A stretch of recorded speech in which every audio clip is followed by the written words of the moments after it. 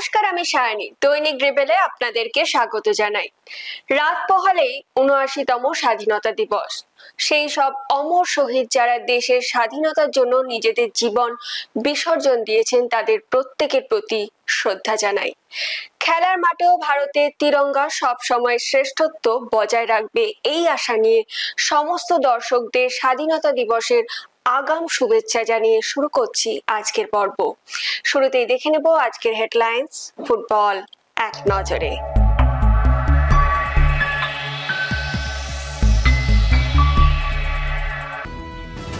জয়ের ধারা জারি মোহামেডানের, জিতল ভবানীপুর ও ইউনাইটেড।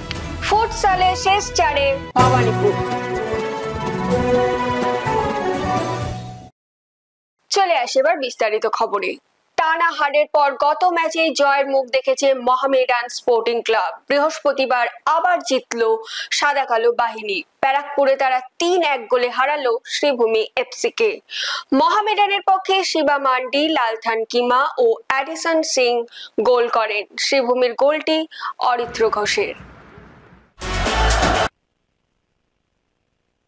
বন্দ্যোপাধ্যায় ক্রীড়াঙ্গনে সিএফএল এ গ্রুপ বির আজকে কিন্তু গুরুত্বপূর্ণ ম্যাচে অবতীর্ণ হয়েছে মোহামেডান স্পোর্টিং এবং শ্রীভূমি ফুটবল ক্লাব। কোচি কলাপাতা রঙের জার্সিতে বাঁদিক থেকে ডান দিকে অপারেট করছিল শ্রীভূমি। এটা কিন্তু মোহামেডান স্পোর্টিংয়ের একটা প্রথম সুযোগ ছিল, যেটা কিন্তু সজল গোলের মধ্যে রাখতে পারেনি। একটা ছিল সেই অ্যাডিসন সিংয়ের একটা দুর্বল শট, যেটা সরাসরি গোলরক্ষক শুভমের কাছে যায়। কর্নার থেকে কিন্তু শ্রীভূমি প্রায় একটা গোল করার মতো পরিস্থিতি তৈরি করেছিল, যেটা ডিফ্লেকশন হয়ে বল বাইরে যায়। এটা কিন্তু শিবা মান্ডির একটা শট। দ্বিতীয় প্রচেষ্টায় কিন্তু ওই বল কিন্তু শুভম কিন্তু ধরে নেয়। বিপদ তৈরি হয়েছিল। তারপর কিন্তু মোহামেডান স্পোর্টিংয়ের একটা আক্রমণ, যেটা একটা এরিয়াল বলে ফ্লাইট মিস করে শুভম, এবং তারপর সৌরভ বলটা ক্লিয়ার করতে গিয়ে এমন জায়গায় রাখেন যেখান থেকে কিন্তু শিবা মান্ডি বলটিকে কিন্তু গোলের মধ্যে ঠেলে দেন, এবং গোল না করাটাই ছিল এক্ষেত্রে অপরাধ। তারপর রবি দাসের একটা মাইনাস, যেখান থেকে গোল করে শোধ করে দেয় অরিত্র। এবং দুটো গোলই কিন্তু 1 মিনিটের ব্যবধানে হয়েছে। 18 মিনিট এবং 19 মিনিটে খেলার এই দুটো ঘটনা, যেখান থেকে 1 গোলের লিড মোহামেডান কিন্তু বেশিক্ষণ রাখতে পারেনি। তারপর দূরপাল্লার একটা শট ছিল, যেটা কিন্তু সরাসরি গোলরক্ষকের কাছে। ওখানে কিন্তু আক্রমণে আসার চেষ্টা করেছিল বৈদ্যনাথ মুর্মু, মোহামেডান স্পোর্টিং।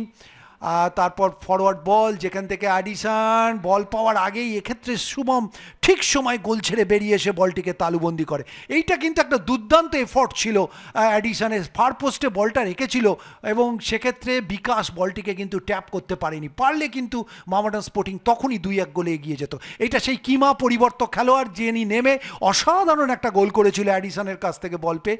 সেখানে দেখুন ইনসাইড করে তারপর বাঁ পায়ে যে গ্রাউন্ডারটা রেখেছে, সেটা কিন্তু ওইটুকু জায়গা গোলরক্ষক এবং পোস্টের মধ্যে যেটুকু ফাঁক ছিল, সেখান থেকে বল জালে জড়িয়ে দেয়। তারপর কিমার একটা সেন্টার, গোলরক্ষক শুভম কিন্তু ধরে নেন। অ্যাডিসন কিমার মধ্যে কিন্তু আজকে অনেকবার যুগলবন্দি আমরা দেখতে পেয়েছি, যদিও এক্ষেত্রে গোলটা আসেনি। তারপর অ্যাডেড টাইমে অ্যাডিসন যে গোলটা করলো আগুয়ান গোলরক্ষকের পাস দিয়ে, সেটা কিন্তু কোনো প্রশংসাই যথেষ্ট নয়।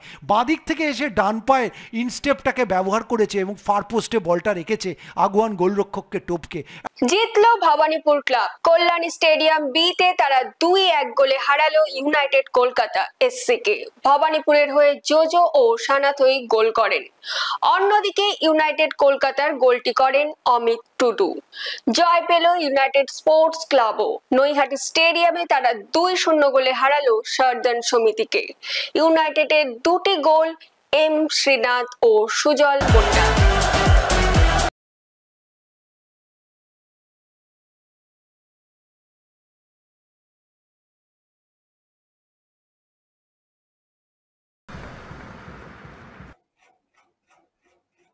দেখে নিই আমরা আজকের ম্যাচের কিছু খণ্ডচিত্র।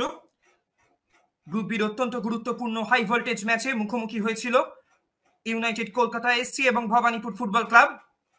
শুরু থেকেই সাঁড়াশি আক্রমণের চেষ্টায় ছিল ইউনাইটেড কলকাতা স্পোর্টস ক্লাব, এবং এই সেই গোল যেখান থেকে প্রথম গোলের ব্যবধান তুলে নেয় ইউনাইটেড কলকাতা স্পোর্টস ক্লাব। একমাত্র গোলদাতা ছিলেন 33 নম্বর জার্সিধারী অমিত টুডু। বেশ কয়েকবার দুই দলই কিন্তু একে অপরকে ছাপিয়ে যাওয়ার লড়াইতে লিপ্ত ছিল, বা বলা ভালো দুই দলই কিন্তু তারপরে মুহুর্মুহু আক্রমণ সানিয়েছে তাদের বিপক্ষ পেনাল্টি বক্সে। এবং এখানে একটি ফাউল।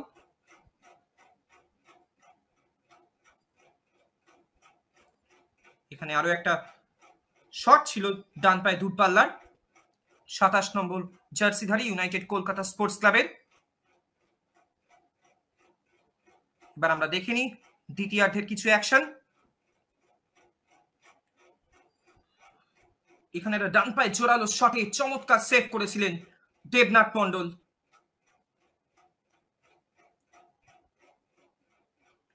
বেশ কিছু অ্যাকশন আমরা দেখতে পাই। এখানে বাঁ পায়ের শট ছিল 28 নম্বর জার্সিধারী, কিন্তু 88 নম্বর জার্সিধারী কিন্তু তিনি শটটি টার্গেটে রাখতে পারেননি। এখানে একটা ডান পায়ে জোরালো শট নিয়েছিলেন জিতেন মুর্মু, পরিত্রাতার ভূমিকা পালন করেছিলেন শঙ্কর রায়, ভবানীপুর ফুটবল ক্লাবের শেষ অতন্দ্র প্রহরী। একেবারে ডান দিকে ঝাঁপিয়ে পড়ে তিনি দলের অবধারিত পতন রোধ করেন বলা যেতে পারে। এখানে সেই ছিল ডান পায়ের শট, যেখানে গোলকিপারের গায়ে লেগে ডিফ্লেক্টেড হয় এবং তারপরেই জোজো ওৎপাতা শিকারীর মতো বলটিকে জালে জড়িয়ে দিয়ে ভবানীপুর ফুটবল ক্লাবকে লড়াইতে ফেরত আনে এবং সেই দ্বিতীয় গোল। সামাদ আলী মল্লিকের ডান পায়ে বাঁ পায়ে জোরালো শট, তারপর সেই ফলো আপ বলে জালে জড়িয়ে দেয়।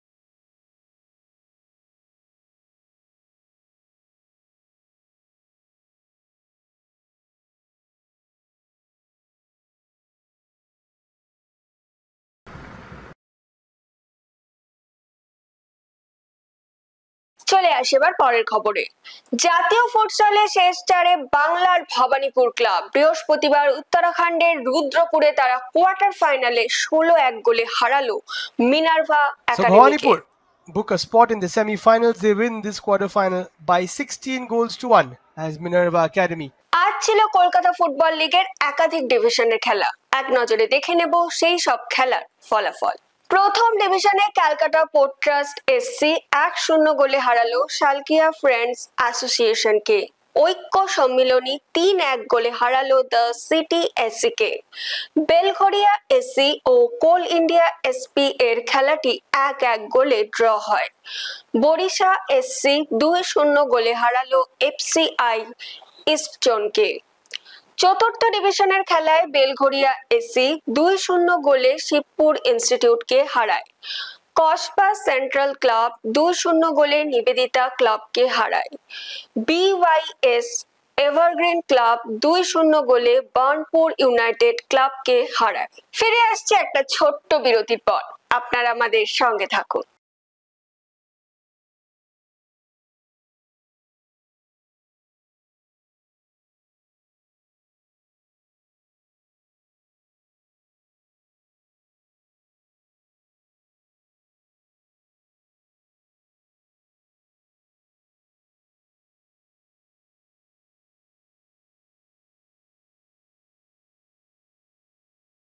ফিরে এলাম বিরতির পর। এখন সময় ফুটবল কুইজ মগজাস্ত্রের। চলুন তাহলে প্রথমেই দেখে নিই গতকালের প্রশ্নের সঠিক উত্তর। গতকালের প্রশ্নের সঠিক উত্তর হলো কলকাতা দূরদর্শন কেন্দ্র থেকে প্রথম ডার্বি ম্যাচ সম্প্রচারিত হয়েছিল 1977 সালে। চলে আসি আজকের প্রশ্নে। 16 আগস্ট 1980 কলকাতা ফুটবল লিগের ইতিহাসে মর্মান্তিক ঘটনা ঘটেছে ওই দিন। সেদিনের কথা সকলের জানা। আমাদের প্রশ্ন হলো 1980 সালের লিগের মোহনবাগান ইস্ট বেঙ্গল ম্যাচের ফলাফল কি ছিল? যদি উত্তরটা আপনাদের জানা থাকে আপনারা দেরি করবেন না, লিখে ফেলবেন কমেন্টের মাধ্যমে। আজকের ভিডিওটি যদি আপনাদের ভালো লেগে থাকে তাহলে কিন্তু অনেক অনেক শেয়ার করুন এবং আমাদের ফেসবুক পেজটিকে ফলো করে দিন। বাংলা ফুটবলের এরকম আরো খবর জানার জন্য আমাদের ইউটিউব চ্যানেলটিকে সাবস্ক্রাইব করে বেল আইকনটি প্রেস করে দিন। আজকের মতো আমি এখানেই বিদায় নিচ্ছি। আবার আপনাদের সঙ্গে দেখা হবে আগামী পর্বে। শুভরাত্রি।